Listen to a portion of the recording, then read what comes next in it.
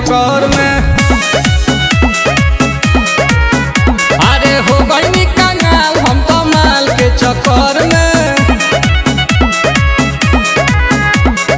पढ़े के बेरा तो जाके घूमनी रहर में, गिर गइल बानी अब ओकर नजर में। हो गई कंगाल हम तो माल के चक्कर में।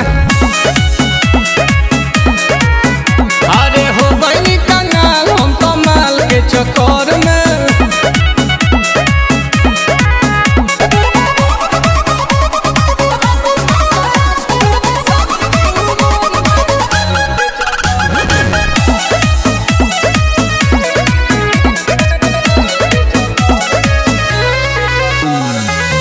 करेला पाप कोई पाकिट मरनी बाप के, गाली पछाप अभी ले बाउन के थाप के।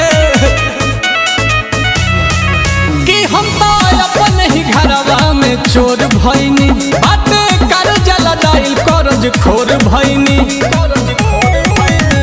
कि मन करे कूद जाई जाई के नहर में, मन करे कूद जाई जाई के नहर में। हो गई कंगाल हम तो माल के चक्कर में।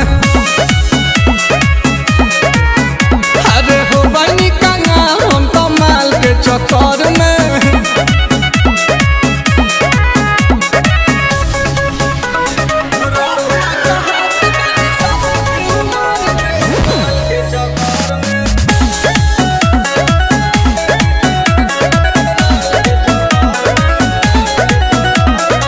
biharmasti.in